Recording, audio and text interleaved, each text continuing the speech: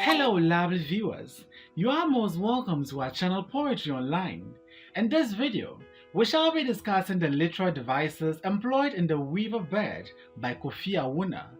Kindly subscribe to our channel and press the bell icon to get updates on all our new videos. Once again, let us assure you of a very interesting discussion. Get ready for this lesson.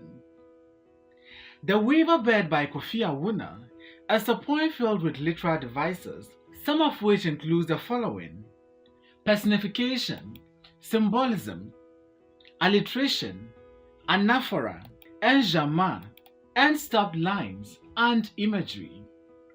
Let's delve into the poem to find these literary devices. In the Weaver Bird, Kofi Awoonor makes use of symbolism. What is symbolism? Symbolism is a figure of speech in which a word represents something other than its basic meaning or dictionary meaning. In this poem, we find words which makes reference to other things.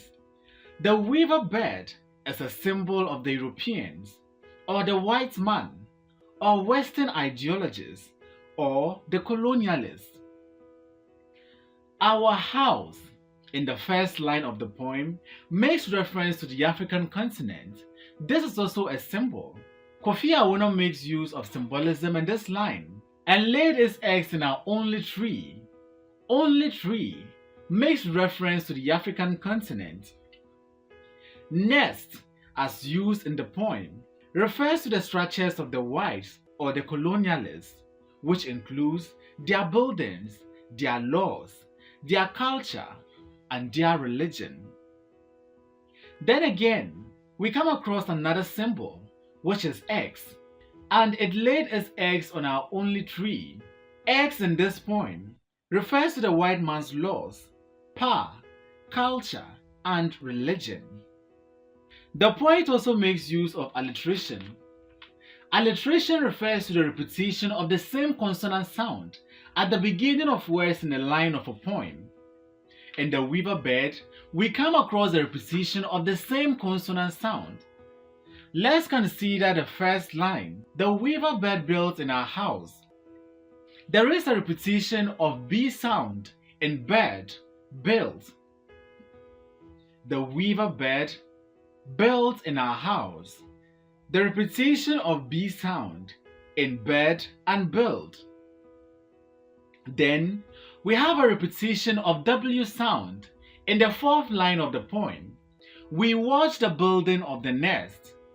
We watched. The repetition of W sound in we and watched. We come across another alliteration in this line. And the fishes dried their nest by lantern light.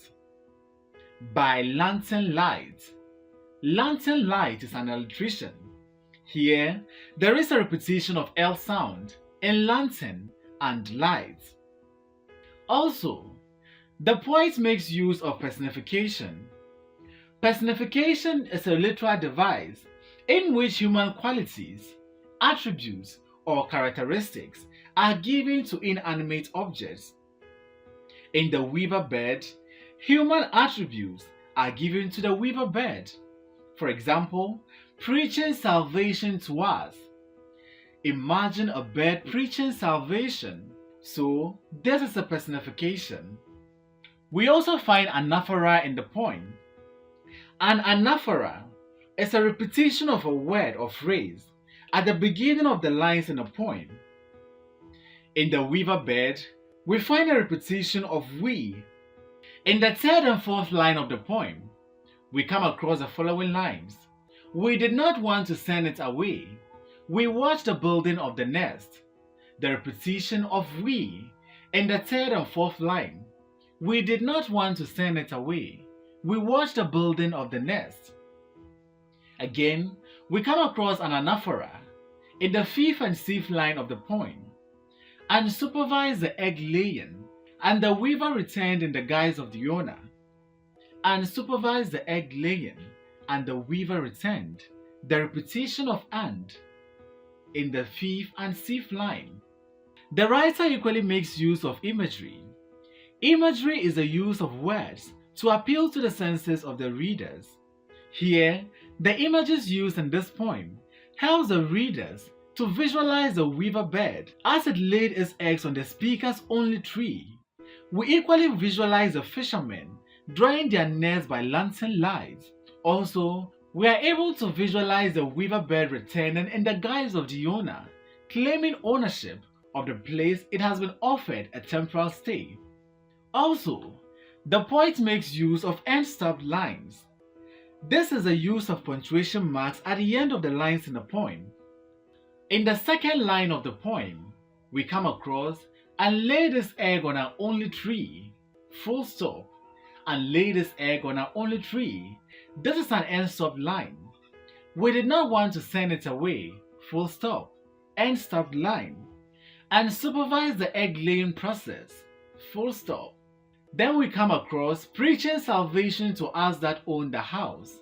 The last literal device we'll be discussing is enjambment, or run-on lines. This is a device in which a thought or an idea runs from one line into the next without any punctuation mark in the previous line. And the weaver returned in the guise of the owner. In the guise of the owner, there is a continuation of the idea from this line to the next, in the guise of the owner. Then again, we come across "and the fishers dry their nets by lantern light." By lantern light.